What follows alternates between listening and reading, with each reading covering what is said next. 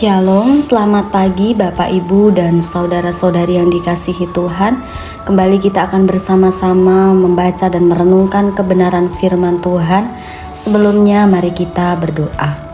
Bapa kami yang di surga, kami datang kepadamu pagi hari ini ya Tuhan. Kami menaikkan segala ucapan syukur atas berkat perlindungan-Mu di sepanjang malam yang telah kami lewati. Terima kasih Tuhan masih menganugerahkan nafas kehidupan bagi setiap kami dan juga tubuh yang sehat yang kami nikmati ini ya Tuhan. Sebelum kami menjalani seluruh rangkaian kegiatan kami di sepanjang hari ini, kami mau mendasari hidup kami dengan membaca dan merenungkan firman Tuhan di dalam nama Tuhan Yesus Kristus. Amin. Bapak, Ibu, dan saudara-saudari yang dikasihi Tuhan, kita akan bersama-sama merenungkan kebenaran firman Tuhan dalam kitab 1 Korintus pasal 15 ayat 20 hingga ayatnya yang ke-28. Ayatnya yang ke-22, karena sama seperti semua orang mati dalam persekutuan dengan Adam, demikian pula semua orang akan dihidupkan kembali dalam persekutuan dengan Kristus. Tema renungan kita pagi hari ini adalah mempersembahkan hidup yang berkualitas. Bapak, Ibu, dan saudara-saudari yang dikasihi Tuhan, adakah di antara kita yang rela memberikan sesuatu atau barang yang paling disayangi kepada orang lain? Pertanyaan ini menjadi penting sebab terkadang kita hanya memberikan sesuatu atau barang kepada orang lain hanya pada saat kita berkelebihan atau tidak membutuhkan barang itu lagi.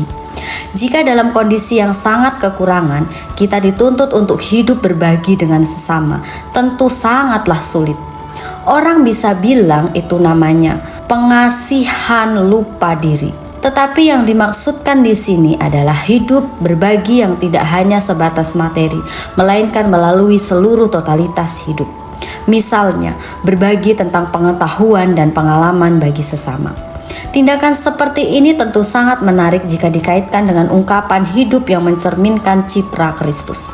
Menjadi citra Kristus berarti ada sebuah nilai yang diperlihatkan tentang cara hidup Kristus. Entah tentang pengorbanan, kesetiaan, kejujuran, ketulusan, dan lain-lain.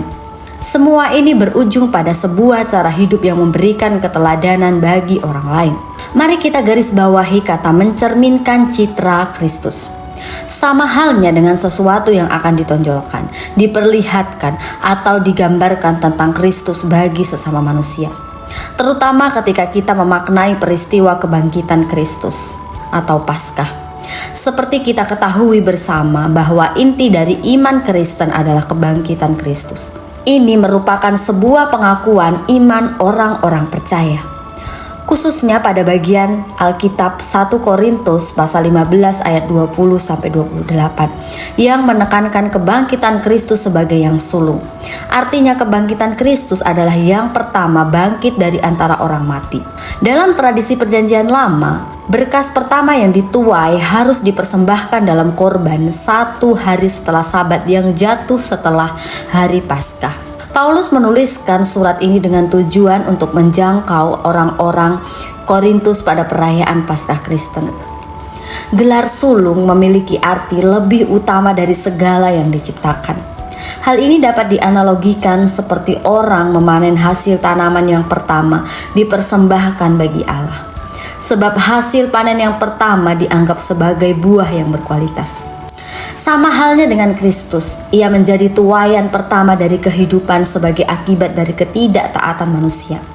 Olehnya itu, Kristus digambarkan sebagai anak yang taat terhadap kehendak Bapanya. Ketidaktaatan manusia kepada Allah yang disebut sebagai dosa yang berujung pada maut tidak hanya berkaitan dengan kematian secara fisik, melainkan kematian secara rohani. Maka melalui kebangkitan Kristus, kita mengalami persekutuan dengan Allah. Kita kembali dikukuhkan sebagai manusia baru. Manusia yang menaruh seluruh totalitas hidup bagi Allah. Berarti hidup kita adalah hidup yang berpengharapan. Coba kita bayangkan, Kristus digambarkan sebagai anak Allah yang sangat dikasihi, dikorbankan untuk menebus dosa manusia. Lalu bagaimana dengan manusia yang sering disebut juga sebagai anak-anak Allah? Anak-anak yang tidak lain adalah cara hidupnya mencerminkan citra Kristus. Apakah kita harus saling melukai, saling mempertahankan ego ketika terjadi kesalahpahaman? Tentu tidak. Sebagaimana Kristus menjadi teladan pertama dari kehidupan, maka tanggung jawab kita sebagai pengikut-pengikutnya juga harus melakukan hal yang sama. Artinya, hidup kita juga harus dipersembahkan bagi Allah dengan cara menolong sesama ciptaannya. Dengan demikian, hidup kita bukan untuk diri sendiri, melainkan juga bagi sesama ciptaan yang membutuhkan pertolongan. Disinilah letak cara hidup yang berkualitas. Melalui kehadiran kita, orang lain dapat merasakan kehadiran Kristus. Mari kita berdoa. Terima kasih atas firman-Mu yang telah kami baca hari ini ya Tuhan. Kami memohon agar Engkau membimbing kami dalam pemahaman dan penerapan akan firman-Mu ini dalam hidup kami. Berilah kami kebijaksanaan untuk mengerti setiap pesan-pesan yang telah kami pelajari, dan kuatkan iman kami ya Tuhan untuk melakukan firman-Mu ini. Tuhan Yesus, membantu kami untuk hidup sesuai dengan ajaran-Mu. Jadikan firman-Mu sebagai pedoman kami dalam segala tindakan dan keputusan. Kami memohon agar kasih dan hikmat-Mu senantiasa menyertai kami. Dalam nama Tuhan Yesus Kristus. Amin. Selamat beraktivitas. Tuhan Yesus memberkati.